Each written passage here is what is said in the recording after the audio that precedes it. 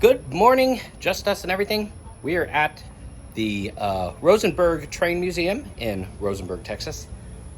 We decided to come here this afternoon. This will be the second time that I've been here. Pretty neat place. I wish they had engines. They did say on their website that an engine was driving up here, an old steam engine. I can't remember the details of it, but I'm not seeing it here. So they had expected it at some time today. It doesn't look like we're gonna get that, but still, pretty neat place. So we're gonna walk through this museum and check it out. Well, perfect timing. Train coming right now.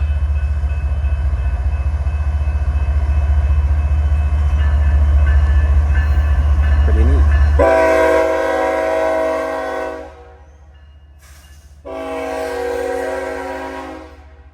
Switch station.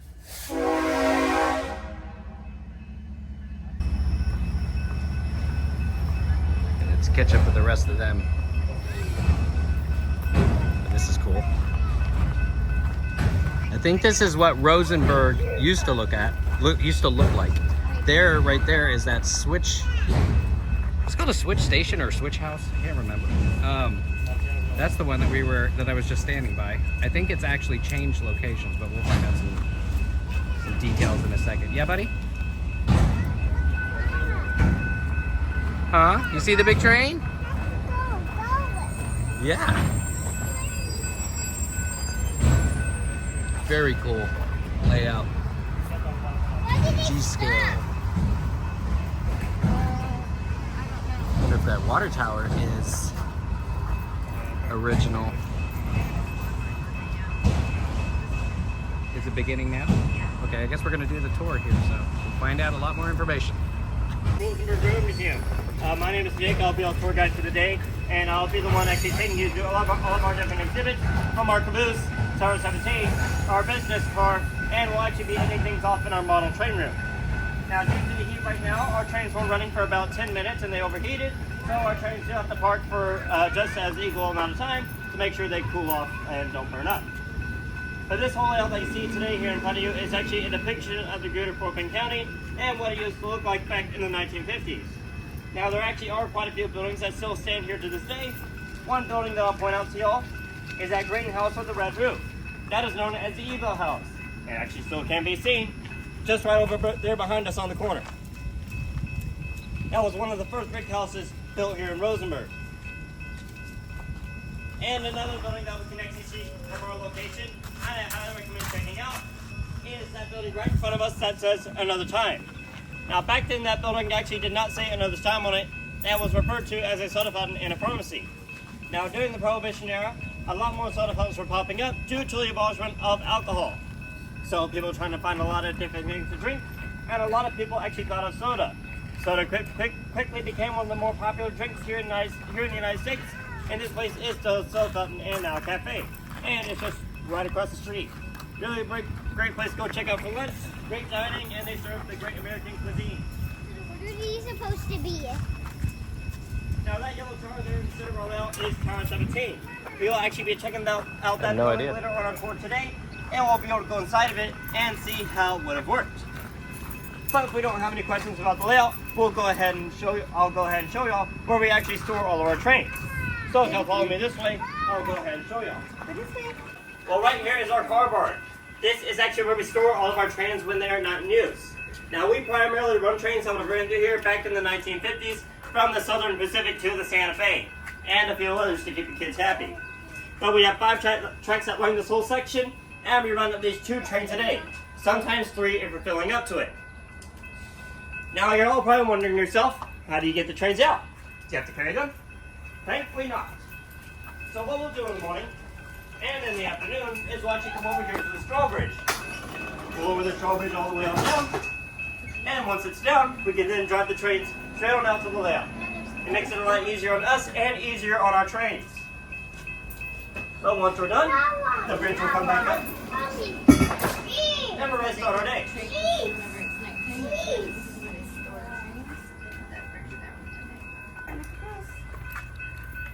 You should go. No. Everybody want to put a sticker on the caboose? No. Let's go to Okay, well, I'll do it for you, buddy.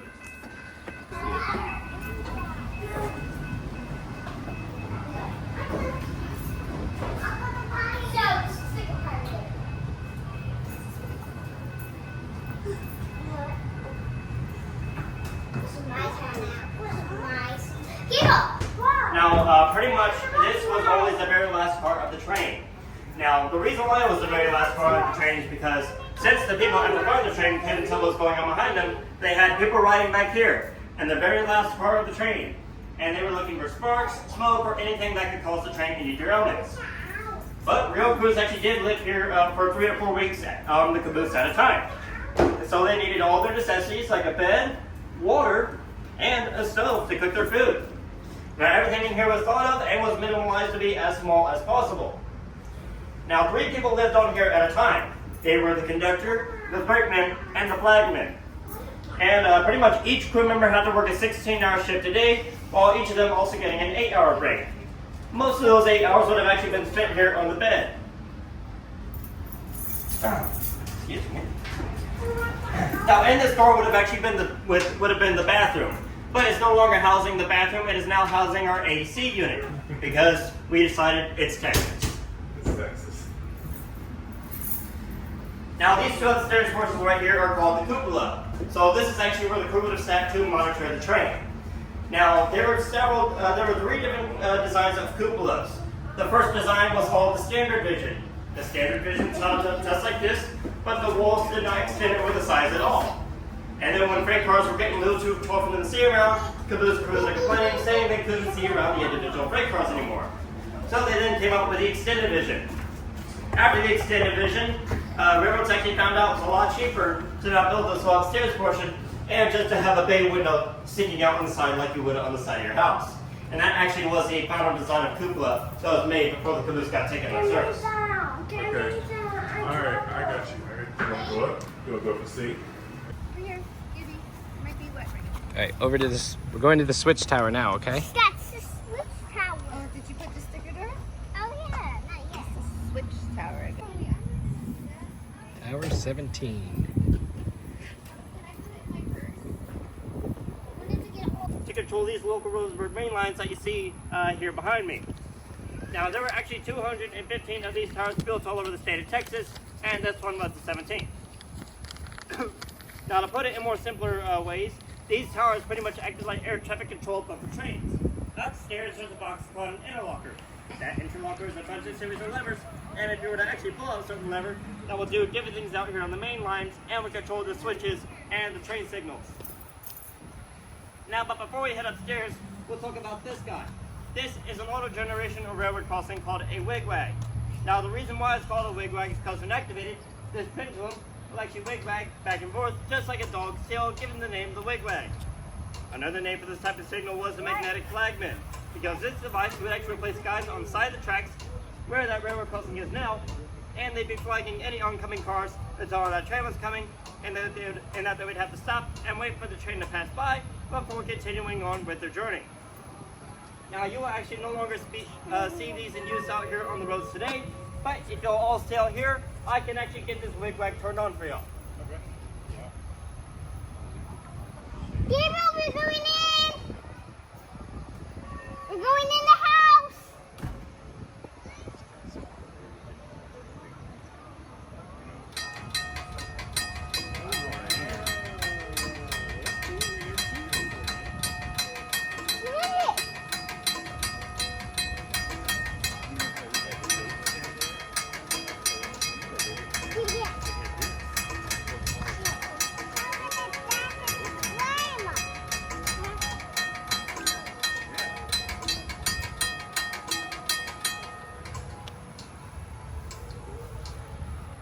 Alright everyone, well if we're all ready, we'll go ahead and head upstairs. Alright, Gabriel, let's go. Check it out. Ready? The student's falling off of me. Okay, buddy. I'll leave this door open. Please do not pull levers, okay? Alright everyone, welcome inside of Tower 17. So this device right here that you see with all these levers is called the interlocker. Now, all these different levers would actually actually do different things out here in the train tracks and would actually control different things out here in the main lines and would control the switches and the train signals. But we're going to go ahead and pull up some levers, and we'll do number 12. Now when I pulled out number 12, that would then send an electric signal to two switches, switches 12 and 13. Those switches have now realigned the tracks to allow that train to get off or on the Galveston subdivision. Now keep in mind this no longer does anything, so we are actually not controlling any more train tracks. And we're going to go ahead and pull out another combination. We're going to do 8 and 2. Now, interesting thing as to why this device is called an interlocker. Because since 8 and 2 are pulled out right now, we are actually not able to pull out any levers out of order as far as we try. So to disable the interlocking system, what we're going to have to do is we'll actually have to push in these two levers in the reverse order of what we pulled them out. So we'll go 2 and 8. That will then disable our interlocking system and will now allow us to pull out another combination. So we're going to go 16, 11, and 10. Quite simple. Alright, now a quick little story about this bat. The first female operator, Miss Mary Myers, actually told us that she used this for self-defense. Now she never told us if she had used it or not, but if the levers ever did get stuck in a certain position, she'd give them a good whack with this bat. And that's pretty much why we see all the damage on it to this day. She was not a railroading lady you wanted to mess with nor get in her way. Now everyone always sees me pull out these levers and they think, oh, that's easy. It must have been really easy to do this job. Well, this was the easy part. Pretty much when tower operators were getting trained, they were actually trained if something broke here in the tower, they were trained how to fix it. They had to get it fixed in less than 4 hours. So if some electrical component went downstairs, well, you got to fix it and stop all train traffic for a while. But we'll go ahead and push this all back in. Alrighty. But if we don't have any questions, we'll go ahead and head on out to our next exhibit, which will be our business card. Alright. Hey, Cookie, I'll show you something. Wait, Gabriel, wait. Come here. You wanna see an old typewriter? Here, this is for him. On paper. Okay, so. Yeah, and you see a bunch of old telephones, Spooky. Yeah. Yeah. Watch this. Pretty cool.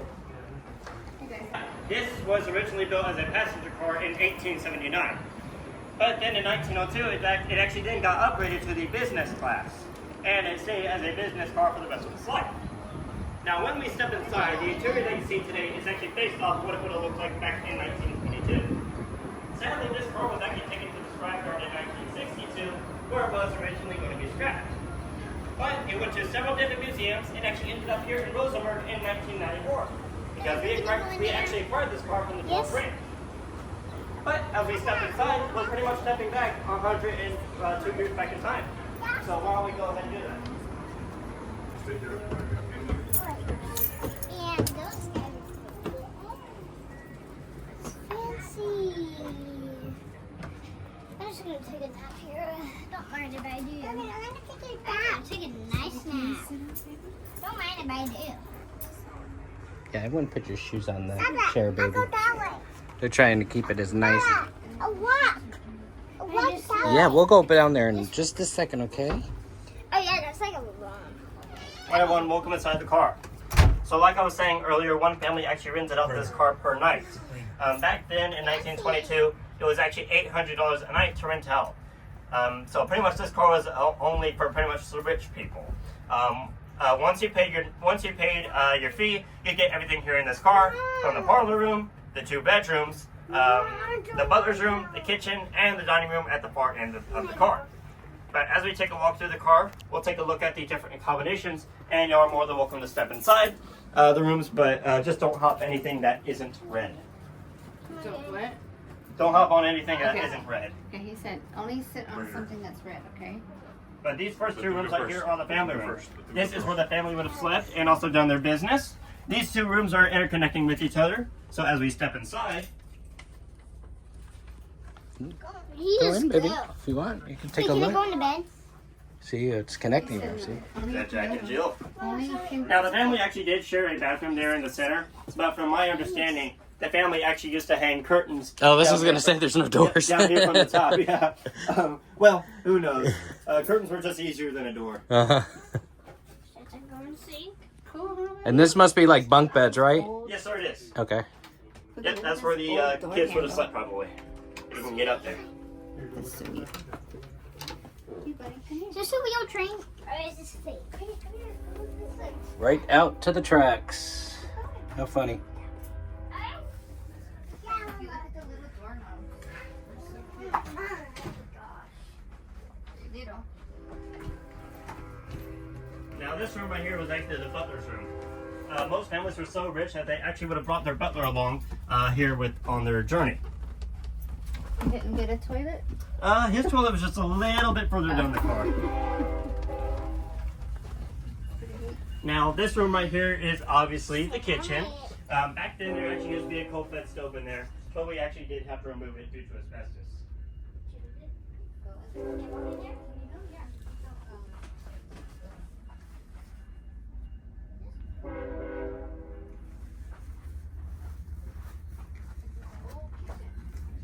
This is not a kitchen. This is Well, they used to have a stove here.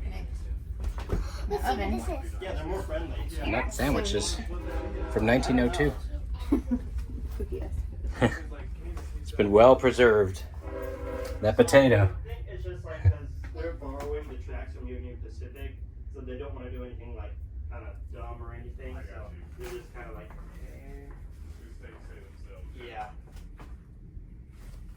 Alrighty, but do we have any questions before we head on to our last and final exhibit? No. Alrighty. Same. Alright, we'll head out through this door, and I'll take us over to our last and final exhibit, which will be our model train room. Oh, well, it just takes him forever. Oh, that's fine. Mom, he is going. Yeah, he is going. And this is the dining room, right? This is So what it looked like when it came to them before they remodeled it. fancy. Why is that kid dancing? Happy. On its own. Happy. You have a family? Oh, there's a little playground.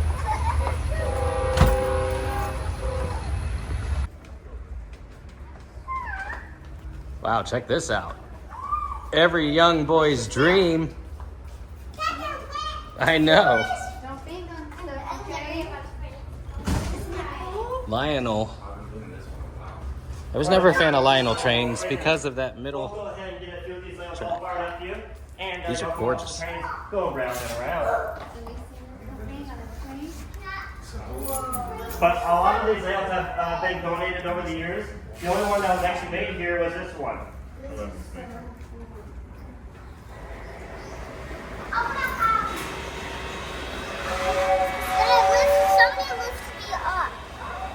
Give me 1 second, okay?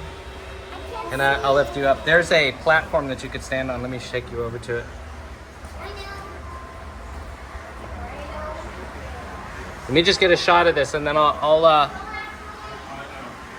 Here, sweeties, come over here, baby. I'll lift you up. I just wanted to get a shot of this.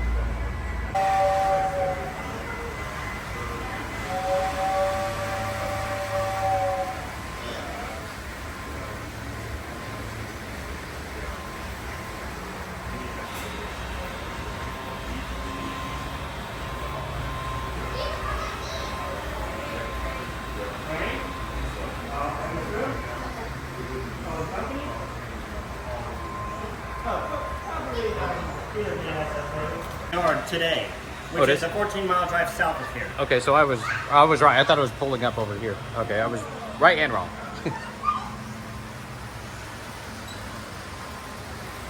So I did read it right. I just thought I got the location wrong. So the Yeah. only information that we really know right now It's on its way. His favorite what? Mountain? It's just south of, it's Kensington in there right now. Okay, I got you.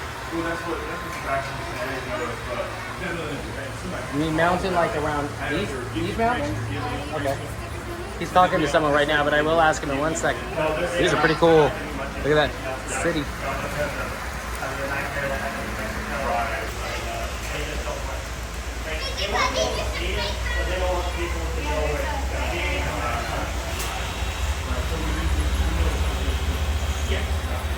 A lot of people are facing that right now.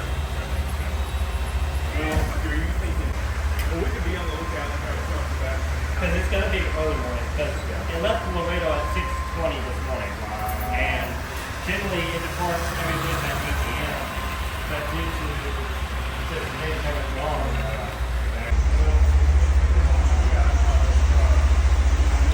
Pretty cool train stuff.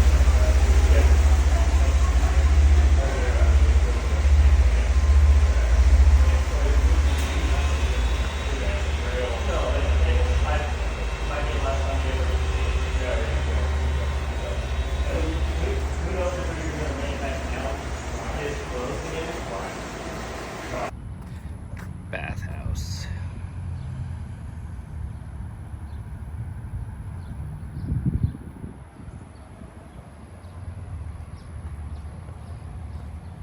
Well, I guess this is where they all took a bath.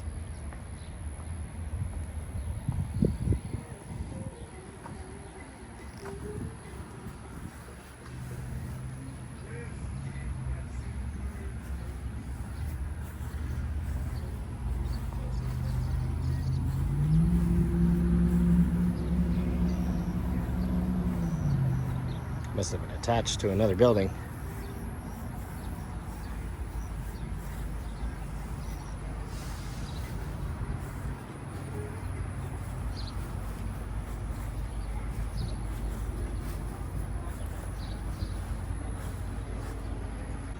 Some other railroading equipment.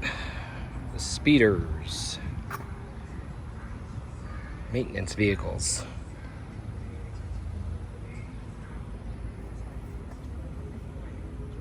I've seen people on YouTube with bikes that have this extension thing right there, riding on the rails. Oh wow, are these the pictures of the actual ones? No, must be same model. They look a little bit different. Not model, I mean same manufacturer. So this one's obviously was gas powered and electrical.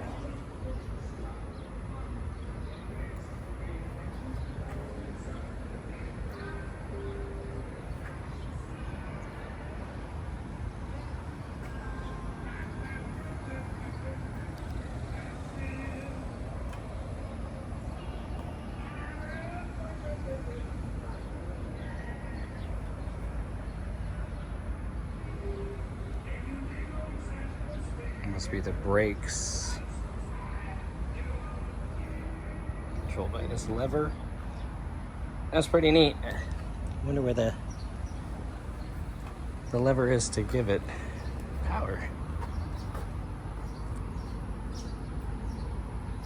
Well, I'm not necessarily sure how this one works. Maybe this thing goes up there and you turn that. I have no idea, but pretty cool. Signal light. And there's that building. I believe that's the building we was talking about. This town is very old. It has a very historic main street, which is really neat.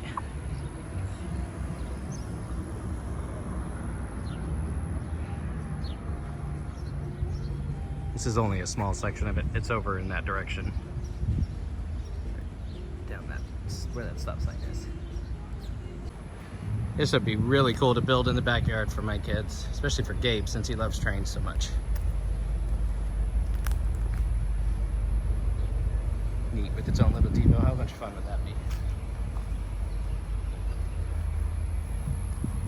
take a look at the tracks.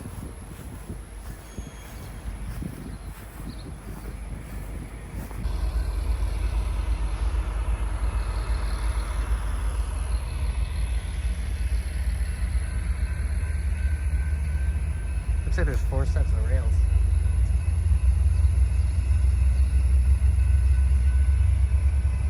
Anyways,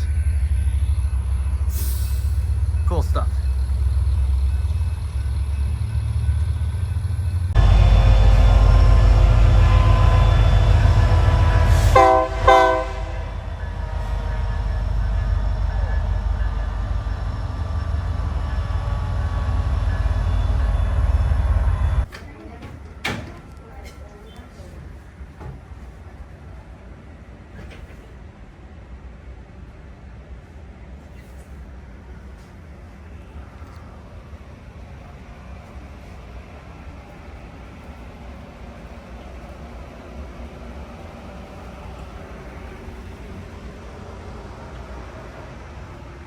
Cool old stuff in here.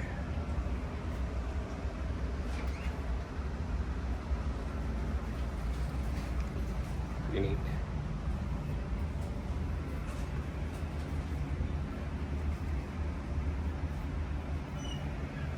Oh, this makes me think of Hobo Shoestring, who unfortunately died recently. Wonderful channel. Seemed like a really wonderful guy. Used to enjoy watching his videos.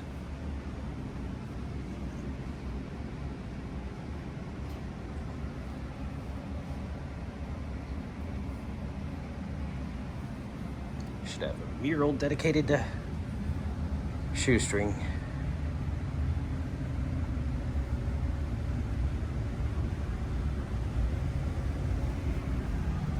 Some old toy trains.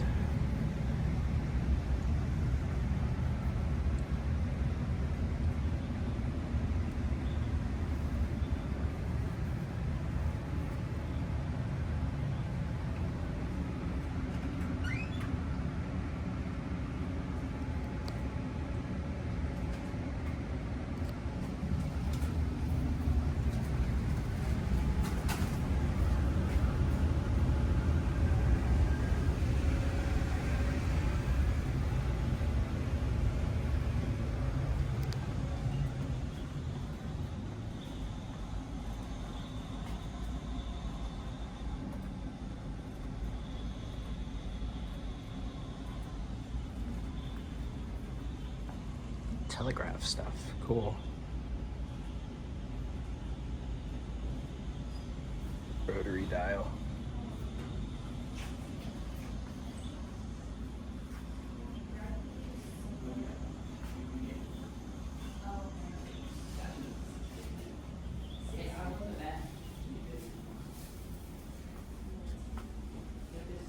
A lot of cool antiques through here. Kids are outside playing on the playground, so figured I'd come in here and get some shots. Turn of the century electric washing machine.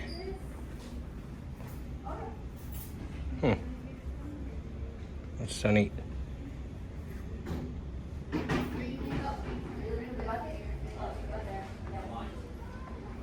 Yeah.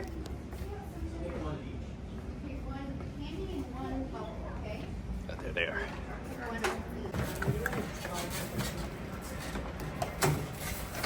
Come on, let's start the train.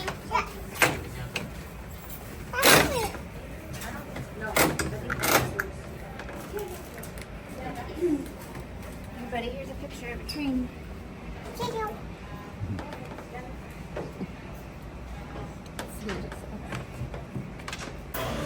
One of the historic buildings from downtown is an old fountain, soda fountain place. Came here to get the kids ice cream.